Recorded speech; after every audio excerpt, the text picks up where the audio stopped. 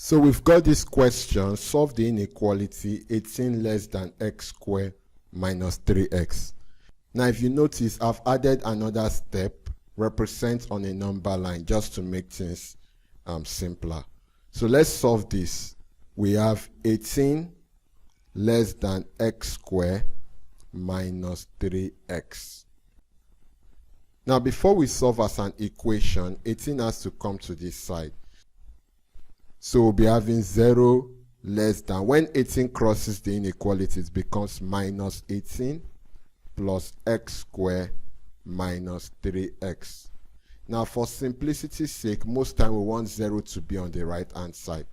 Now if 0 is less than minus 18 plus x squared minus 3x, it means that minus 18 plus x squared minus 3x is greater than 0. I hope you understand. Alright, so one more thing before we turn it into an equation. Now when you're solving a quadratic problem, you want c to be the last. So we rearrange. We are going to be having x squared minus 3x minus 18 greater than 0. So all I just did was to rearrange. Do you understand? Alright, so we can take the first step. We turn this to an equation. We'll be having x squared minus 3x minus 18 equals to 0. So let's solve this quadratic equation now. Alright, so we have minus 18 times x squared will give us minus 18x squared. So we are trying to look for the factors of minus 18x squared that when we add together, we are going to get what is in the middle, minus 3x. So factors of minus 18x squared, we can have minus 3x times 6x. We can have 3x times minus 6x. We can have minus 9x times 2x. We can have 9x times minus 2x. Then lastly, we can have minus 18x times x. And then we can have 18x times minus x. Does this make sense? So we are trying to look for the one that when we add together, we get minus 3x. And as soon as we get that, we don't need to add the remaining. So we have minus 3x plus 6x. This will give us 3x. We have 3x minus 6x. This will give us minus 3x, which is what we have in the middle. So it means that we pick the second factors. Do you understand? So instead of minus 3x, we are going to put plus 3x minus 6x. So we are going to be having x squared plus 3x minus 6x. Can you see? Then we have minus 18 equals to 0. Now we can factorize what's common to both, x. So we have x comes out. So we'll be left with x plus 3.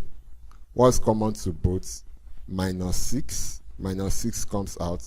We have x plus 3 equals to 0. Now don't forget, if you don't understand this, make sure you go and watch the solving quadratic equation using factorization method. Alright, so this and this are the same. We pick one, x plus 3, and then we have x minus 6 equals to 0. I hope you understand. So we are going to be having x plus 3 equals to 0, or x minus 6 equals to 0. So x equals to minus 3, or x equals to 6. I hope you understand this. Now we can go to the next step. The next step says we represent on a number line. Now before we represent on the number line, don't forget the question. After manipulation, this is the question. We have x squared minus 3x minus 18 greater than 0. I hope you understand. So let's represent on a number line. So we draw a number line. We have 0. We have 1. We have 2. We have 3.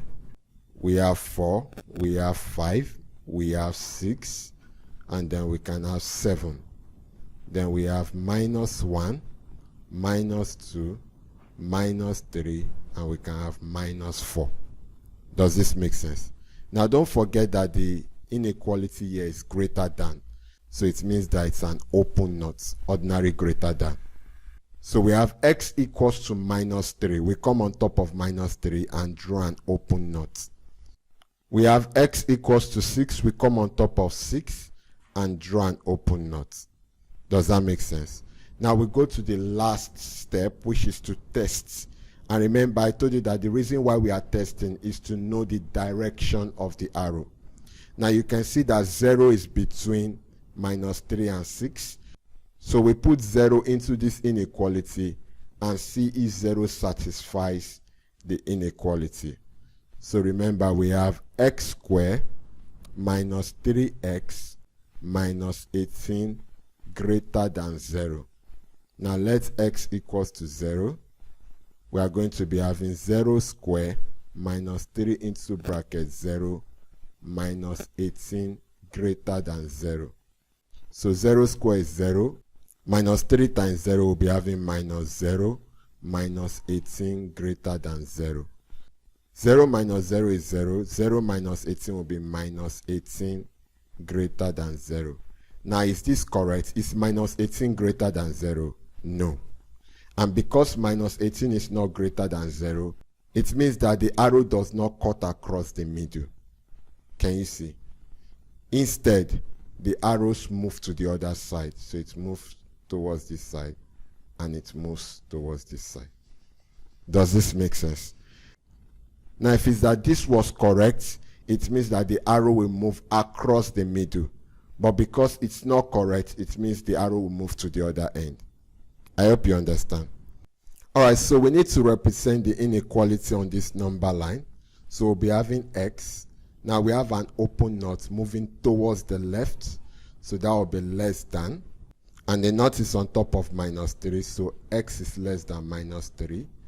Now for this we have x. We have an open knot moving towards the right. So that will be greater than. And x is on top of 6. So we have x is greater than 6. Does this make sense?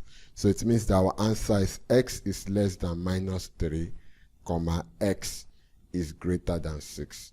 And this is our answer. Now the reason we did not combine this is because in this place we have x is less than minus 3.